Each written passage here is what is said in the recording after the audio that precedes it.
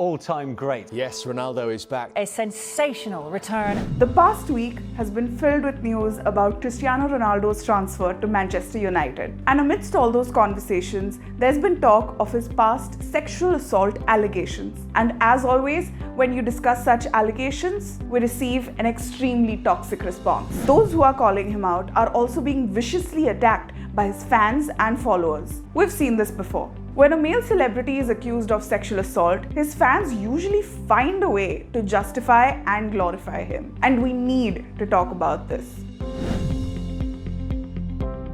The year is 2009. During the summer, Cristiano Ronaldo is transferred from Manchester United to Real Madrid for an extremely large amount, 94 million euros. And it was the same year that Ronaldo allegedly raped then 25-year-old Catherine Mayorga. A few months later, Ronaldo paid Mayorga $375,000 as part of a non-disclosure agreement. In exchange, Mayorga had to drop all accusations against Ronaldo and was prohibited from ever speaking about the incident publicly. She was not even allowed to mention his name to her therapist. It was as if Ronaldo had never raped her. She was supposed to be invisible, forever silenced. And just like that, the case was considered settled.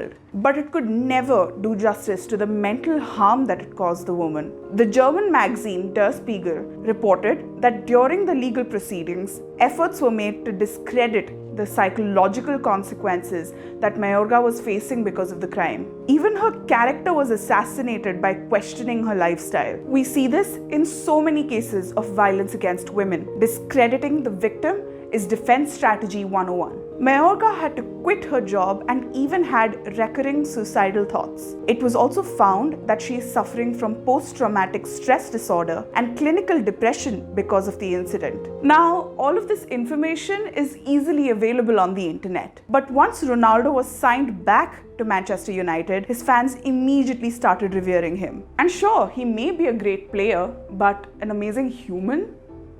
Definitely not. And it's important that we always include that in our conversations. Even the few people who did call out that he is a rape accused faced a lot of hatred for that. And this is a major problem because the toxic fandoms that surround these powerful men always try to build a picture that silences the suffering of women. Even in Ronaldo's case, many asked hurtful questions like, why did she sign the agreement? And the answer is simple.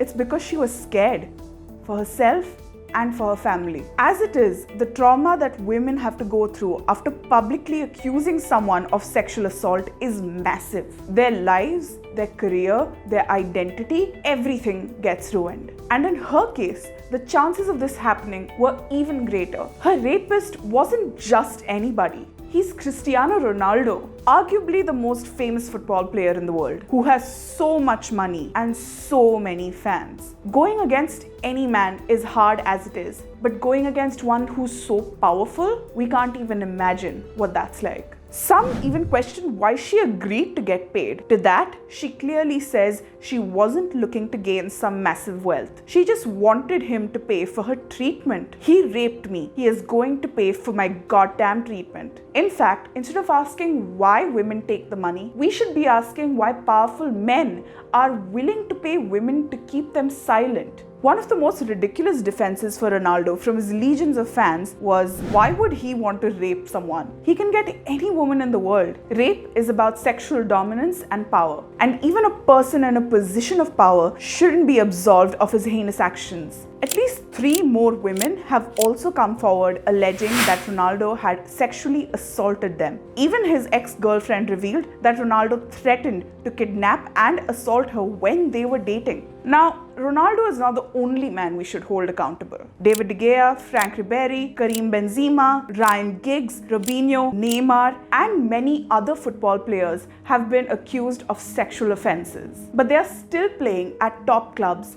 and they are still worshipped by their massive following. And this isn't isolated to just sports. Even famous producers and actors like Harvey Weinstein and Bill Cosby have been accused of rape, and their fans usually find a way to justify their actions. Closer home is the toxic following of Salman Khan. When singer Sonam Mohapatra called him out on his problematic behavior, she received many rape threats from his admirers. Even Aishwarya Rai talked about how he would physically assault her during their relationship. The physical and mental trauma of this not only cost her lucrative projects, but also damaged her professional reputation. These men are few of the many examples of abusive men who are not held accountable for their violent actions and the violent actions of their fans. Society, media, law, and a massive fan following allow for this behavior to continue. Everything is stacked in favor of powerful men, while women who call them out are disgraced and trolled. The army of toxic followers of these abusive men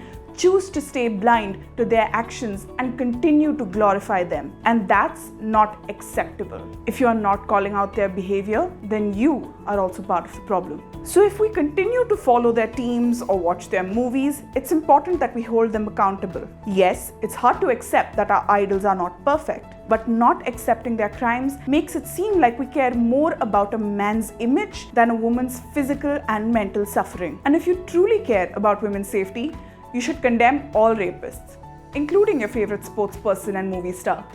If you thought this video covered an important topic, like the video and share it with your friends. As a channel, Nutshell likes to cover important topics and dissect complex subjects. If you think that's something you would enjoy, do follow the channel.